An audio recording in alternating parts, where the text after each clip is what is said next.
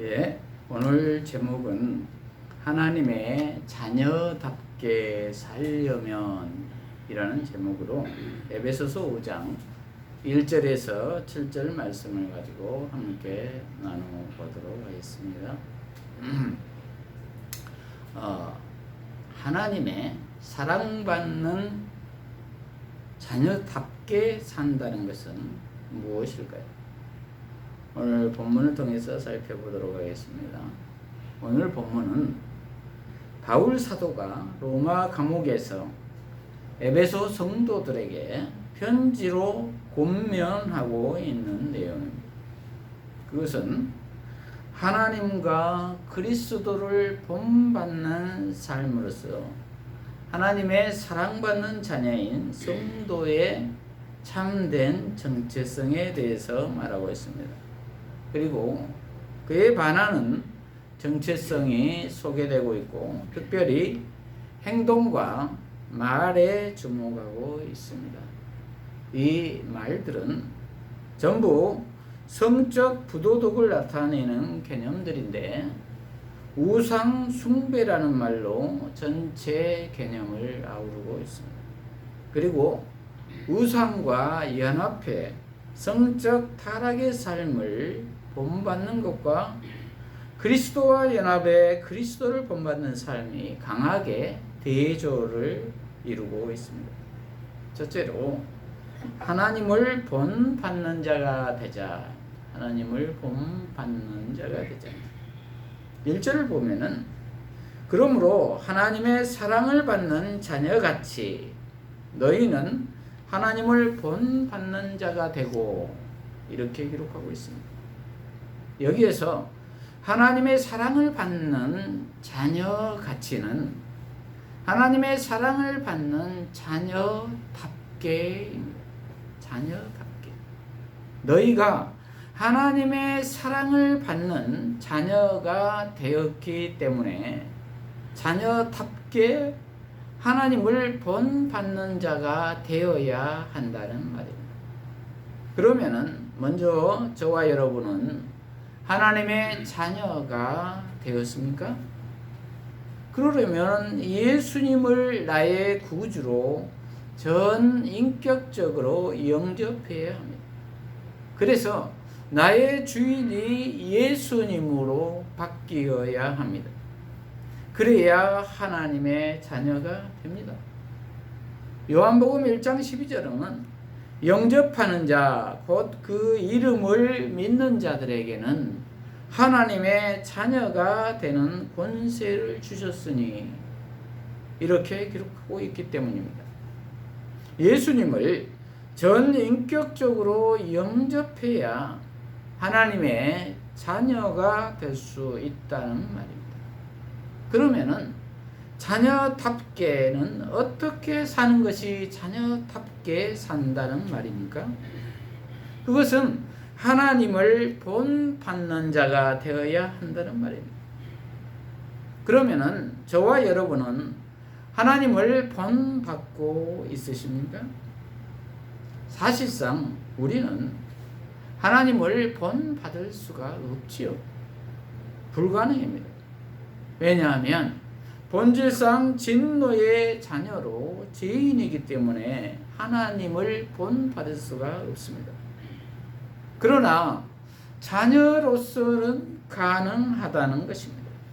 왜냐하면 예수님이 우리 안에 성령으로 내주하셔서 힘을 주심으로 가능하다는 말입니다. 그러면 무엇을 본받는다는 말일까요? 그것은 하나님의 성품입니다. 하나님의 성품. 그분의 거룩하심과 의로우심, 그리고 진실하심과 선하심, 그리고 죽기까지의 사랑입니다. 그리고 하나님은 이러한 것들을 우리에게 단순히 교훈을 통해서만 나타내지 않으시고 하나님이시며 인간이신 그리스도로 친히 사람으로 오셔서 하나님의 성품을 가지고 살아가는 모본을 보이셨습니다. 그러므로 하나님을 본받는다는 것은 곧 그리스도를 본받는다는 것입니다. 그분을 따른다는 말입니다. 그래서 우리의 정체성을 규정하는 이름이 바로 그리스도인인 것입니다. 그러면 저와 여러분은 그리스도인으로서 자녀답게 살고 계십니까? 그분의 거룩하심과 의로우심, 진실하심과 선하심, 그리고 죽기까지 사랑하고 있냐라는 말입니다. 그러려면 우리는 예수님 안에 항상 거해야 할 것입니다. 그리하면 그분이 하실 것입니다. 늘 우리의 삶 속에서 예수라면 어떻게 할 것인가? 라는 질문을 해야 할 것입니다. 그리고 성경으로 말씀하시면은 단순하게 순종해야 할 것입니다. 성경이 그렇다고 하면 하고 아니라 하면 안 해야 할 것입니다. 그리할 때 하나님을 본받는 삶이 될 것입니다. 둘째로 그리스도의 사랑으로 행하자. 그리스도의 사랑으로 행하자. 2절에 보면은 그리스도께서 너희를 사랑하신 것 같이 너희도 사랑 가운데서 행하라. 그는 우리를 위하여 자신을 버리사 향기로운 제물과 희생 제물로 하나님께 드리셨느니라. 이렇게 기록하고 있습니다. 그러면은 그리스도가 우리를 사랑하신 사랑은 어떠한 사랑입니까? 그것은 죄로 말미암아 죽었던 죄인을 죄값을 지불하고 다시 살리신 사랑입니다. 구제의 불능인 우리를 사랑하셔서 자기 몸을 희생 제물로 드려서 우리를 값주고 사신 사랑입니다. 엄청난 사랑이죠. 영원히 죽었던 자를 살려주신 사랑이라는 것입니다.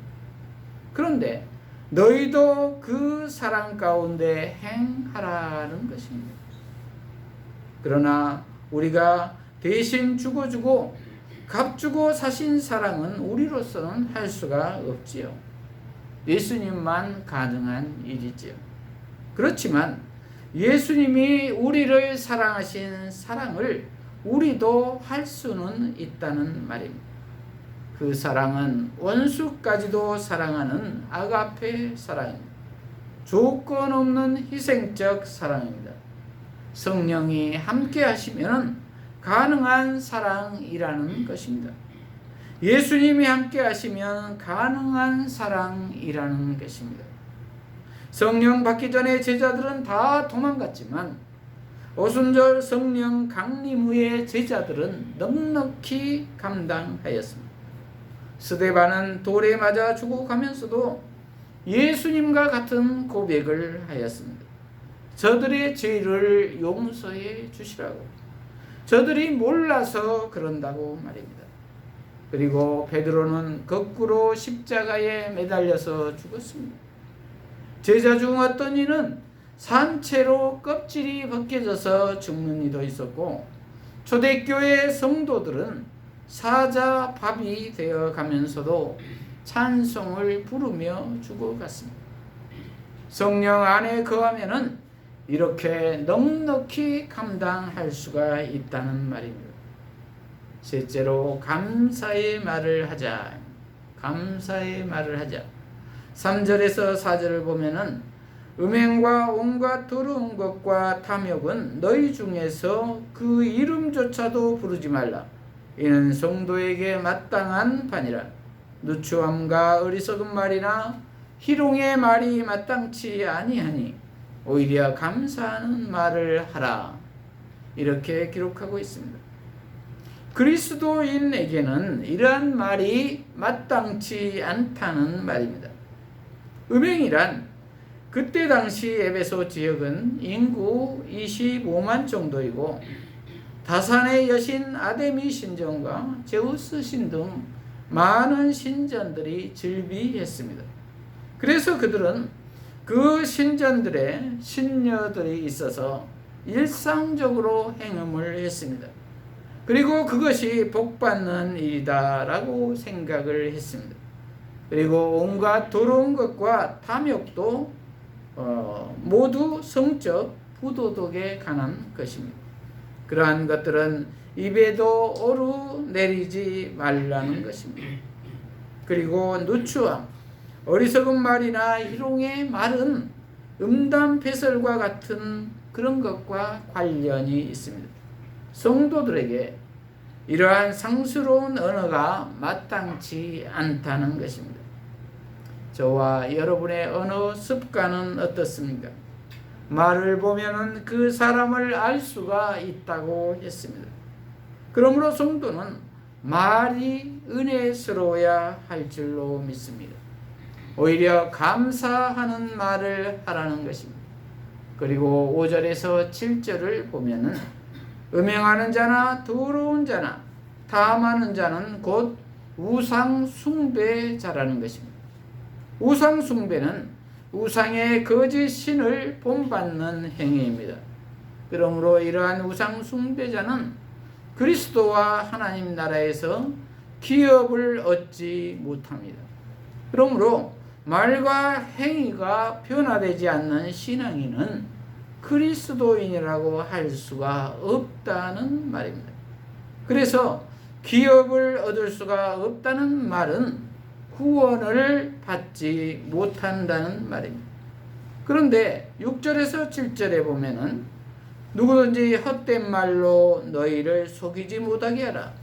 이로 말미암아 하나님의 진노가 불순종의 아들들에게 임하나니 그러므로 그들과 함께 하는 자가 되지 말라. 이렇게 기록하고 있습니다.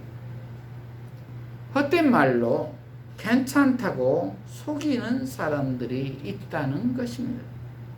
그런데 이로 말미암아 하나님의 진노가 불순종의 아들들에게 임한다고 했습니다. 순종하지 않는 자에게는 하나님의 진노가 반드시 임한다는 것입니다. 그러므로 속지 말아야 될 것입니다. 그리고 그러한 자들과 함께 하지 말라는 것입니다. 왜냐하면 물들기 때문입니다. 그러므로 하나님의 말씀을 만홀히 여겨 이 세상의 풍조의 말이나 마음이나 행동에서 변화되지 않는 사람들을 경계해야 할 것입니다. 그리고 의지적으로 오히려 감사의 말을 해야 할 것입니다. 말씀을 마무리합니다. 저와 여러분은 하나님의 자녀답게 살고 계십니까? 그러려면 첫째로 하나님을 본받는 자가 되어야 할 것입니다. 둘째로 그리스도의 사랑으로 행해야 할 것입니다.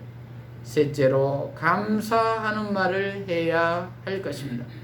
이러한 우리 모두가 되어서 하나님의 자녀답게 이 세상을 넉넉히 이기는 삶을 사시기를 축복합니다.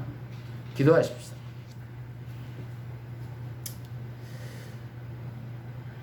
하나님 아버지, 오늘 하나님의 자녀로 살려면 이라는 제목의 말씀으로 깨닫게 하시니 감사합니다.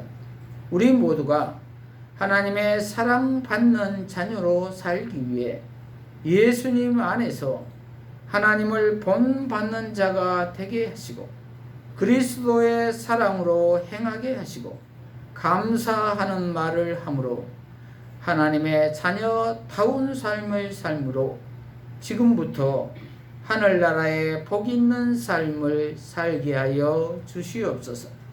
예수님 이름으로 기도합니다. 아멘.